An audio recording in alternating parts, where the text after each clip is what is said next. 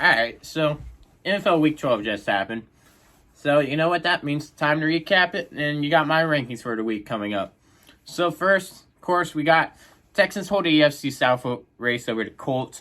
They played on Thursday night. They won 20-17 over the Colts. I think the big thing out of that game was there was a fumble that was pretty controversial call that people were blabbering about on Twitter and on the internet. And so what? Really, the Colts kind of lost themselves. They had dropped passes they should have caught. Colts should have really won that game, but they kind of blew it themselves. They shouldn't have needed the refs make that call for them to have a chance to even tie the game or maybe win it. So that was that. They just, pretty much from that, they just didn't seem fully recovered from injuries here. T.Y. Hilton practiced the day before that game. You could tell he was struggling, which isn't usual for him. Jacoby Brissett did not look like his normal self. Most people heard about that knee brace. He just didn't seem fully comfortable with that.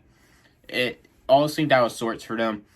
I think on a normal day, they are the better team, just it was not on that Thursday night game.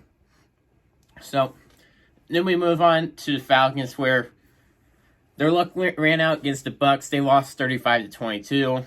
Even when Jameis Winston, they're not franchise quarterback, even though they keep saying they want him to be through two interceptions. I don't understand how they stick with Winston. I feel bad for Bucs fans, but that's kind of how it seems to be going right now. And I honestly just feel bad for you guys. I hope you guys figure out a franchise quarterback for your future.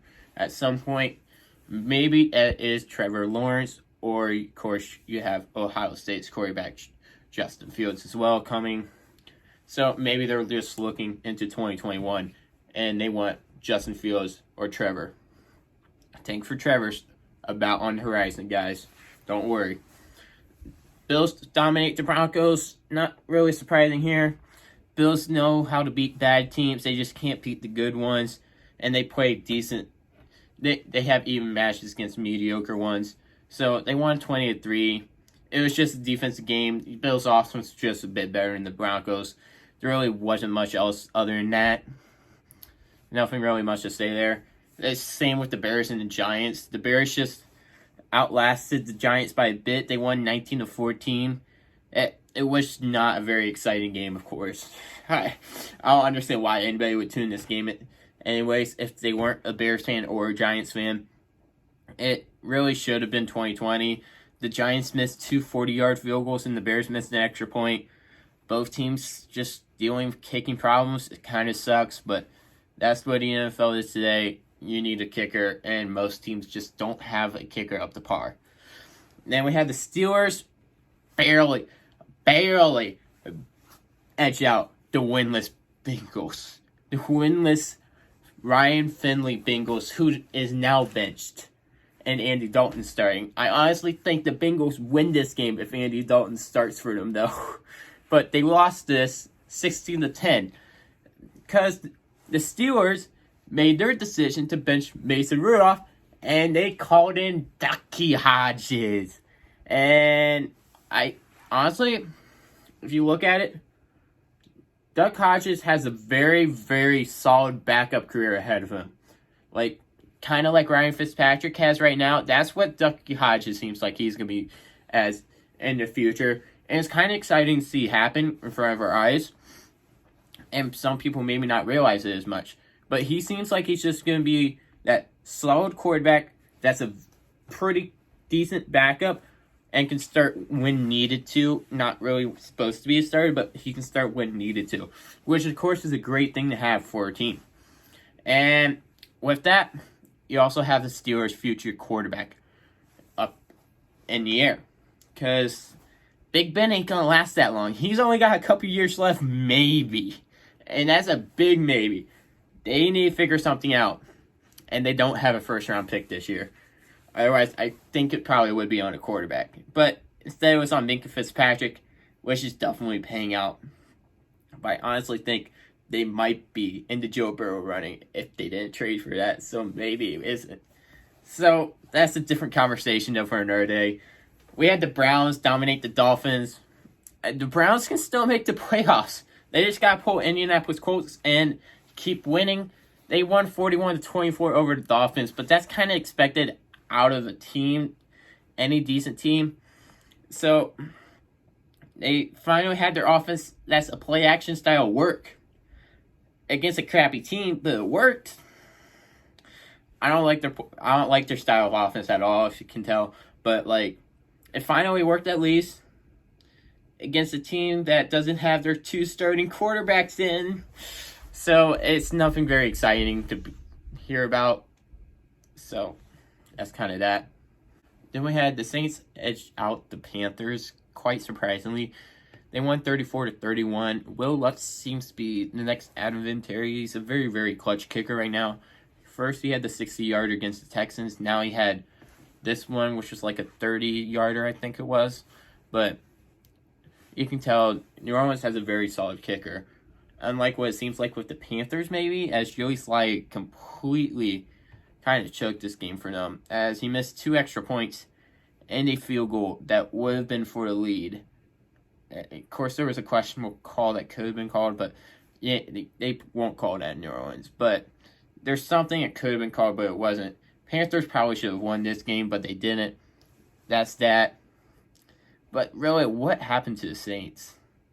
That's the real question. They were on top, and now, like, they just don't have momentum to start winning for some reason. Like, the defense just went, Drew Brees is back. We don't need to play as hard as we were before. I don't think they realized they need to play harder even still if they want a chance at a Super Bowl. That defense is probably going to need to come back to where it was if they want to win a Super Bowl, which it may happen during playoff time. So don't be surprised to hear their name once again come the NFC Championship. Also, we had Kyle Allen finally had another good game. He seems to be developing. You got to remember he's still a first-year starting quarterback. He takes time. We'll figure it out eventually. But it's hard to tell if he's going to be a future all-pro starting quarterback or starting quarterback at all in the NFL, or if he's just a long-term backup. Then we had, I wouldn't say it's a surprise win, but a surprise blowout for sure, as the Jets just dominated the Raiders. They won 34-3. Carr, Jacobs, everybody on that offense was pulled like third or fourth quarter. It was a rough game. Darnold looked very good. The defense isn't very good though, so you can kind of see why. That the Raiders still have a lot of work. We kind of knew this going into the season. That's why everybody had them rated low. They looked like that low-rated team that everybody thought they were going to be from the beginning of the year. But that's now 3 in a row for the Jets. Not 3 very good teams, but still 3 in a row. And they continue not playing very good teams. Remember which conference they're in. I don't know. I don't remember if they still have a game against the Bills, but I think if Sam Darnold plays like he did today, they might have a shot against that. It's going to be interesting to see. And this Raiders loss is going to probably hurt them in the end. They won't make the playoffs because of this loss. So, let's move on. Seahawks, Eagles. One of the big games that we're heading into this week. Seahawks ended up winning 17-9. It was more a defensive battle, quite surprisingly. Kind of because Carson Wentz and that offense just can't figure out how to click. But it was kind of good to see the Seahawks defense look pretty well, though, still. And you have Rashad Penny. See all the Seahawks, what was it, 2018 draft pick? Finally had a pretty good game. He had 100 yards on the ground. Didn't really get to see, like, how. So I'd have to watch that first. But it's just Carson Wentz and co. just are out of it for some reason. Something needs fixed in the offseason. Offensive coordinator probably needs... There needs to be a new offensive coordinator brought in. Because the one right now just obviously isn't cutting it. So, and the big news of the week, the Redskins won. Quite sadly for me, because now our second round draft pick for the Colts drops a bit, but that's fine. Don't continue losing again. It was to the Lions. So they won 19-16 over the Lions. Dwayne Haskins gets his first career win, and it's quite obvious Detroit Lions were carried by Stafford before he got hurt. Bo Scarborough looked decent, I think he'll have a very solid career as a backup running back throughout the NFL, which is pretty good for a 7th-round pick. And Dwayne Haskins, he looked all right. He overshot some receivers here and there, which isn't hard to fix, just little tweaks here and there, getting timing down and all that. Plus, those last 2 drives he put together, those were 2 pretty good drives, and that led to 2 field goals that won them the game. So it's always good to have some takeaways from the game, even if it wasn't a very good team. Then we had Titans. The Titans just ran all over Jaguars. Just like the Colts last week, Titans won 42-20 this week. And Colts ran for 200 yards last week over the Jaguars. Derrick Henry and the Titans did the same this week. And that just proved Jaguars need to fix their run defense. Probably bring in some linebackers, and you got that fixed, hopefully. Oh no, this defense falling apart. For being one of the best in 2017 to now, it's just slowly dropping off to be worse and worse than what it was. And the Patriots won the mess of a game, 13-9. The Cowboys are a mess. They need something, coaching change. They were missing kicks left and right. And Patriots have a problem with kicking too, so both teams need kicking problems. It's quite funny because both teams usually had a decent kicker before this. Of course, the Patriots kicker got hurt. Dallas Cowboys just, I don't know what happened to their kicker. So, and then we had the 49ers Packers. This is supposed to be a good game. It just didn't happen. 49ers, Dion just dominated that offensive line of the Packers. They won 37-8. The Packers just seem to be pretenders now. Aaron Rodgers just can't do much with his receivers. His receivers aren't that great. And his offensive line isn't that great. His running back's been carrying them kind of this year too. And Rodgers seems to be trying to hold the ball and make the perfect play, but it's just not there this year. And the 49ers are just dominating them on the line. And they're dominating them on the cornerbacks. And I can't wait to see the 49ers defense against Lamar Jackson next week. Which brings me up to the Ravens game where they annihilated the Rams 45-6. Lamar had a field day. And he was taken out before the 4th quarter. And what can we say? Lamar's doing Lamar things. And this is a real question mark for the Rams now. As Jared Goff is slowly turning Johnny Manziel. He's partying, getting drunk. After he got that huge contract, he did stuff you don't want to see when you give a quarterback his huge contract to keep playing for your team. And that's not a good sign at all. And they don't have a 1st-round pick until 2022. That is a while. They don't have a 1st-round pick for the next 2 years. We're looking at highly questionable here. Very highly questionable. But I can't wait for that 49ers-Ravens game.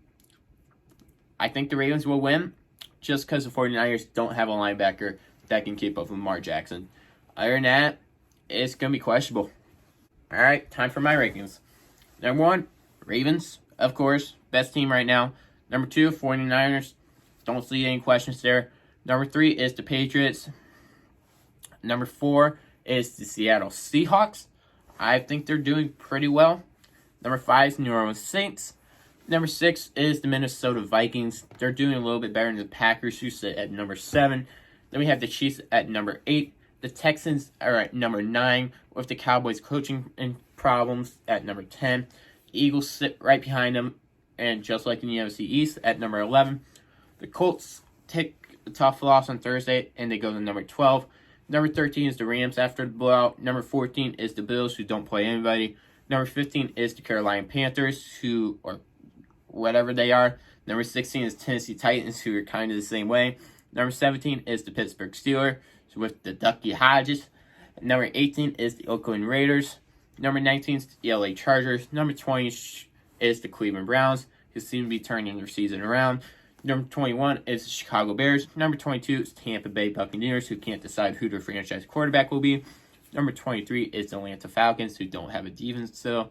Number 24 is the Arizona Cardinals, who seem to be moving up. Number 25 is the New York Jets, who are on a 3-game win streak against some crappy teams. Number 26 is the Jacksonville Jaguars, who just keep getting worse. Number 27 is the Detroit Lions, who are missing their quarterback carrying them. Number 28 is the Denver Broncos.